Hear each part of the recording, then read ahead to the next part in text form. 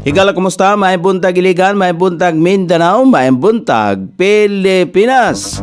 Adong Lunes, Pizza 26, ning buwan sa Enero, ning tuiga 2026. Sangan sa atong station manager Pastor Ruben Sulapas, kini ang inyong ka-isar Kabisaya Nonibi. Ang matod sa hanay sa balita karong orasa, mga anti-Christian hate speech sa India ni saka sa tuig 2025. Nataho nga adunay 162 ka mga insidente, din adunay mga katawhan sa nasod sa India ang nagpahigayon og anti-Christian hate speech. Ang naasoy nga kaso adunay 41% nga pagsaka gikan sa naasoy ihap niini sa tuig 2024.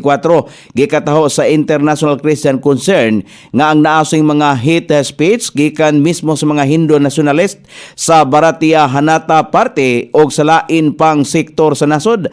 Ang naasoy mga hate speech gikataho nga nag-awhag usab sa mga Hindu nationalist nga gub-on ang mga kasimbahanan, pagbalikas o pag-uyon sa kamatayon sa mga Kristohanon.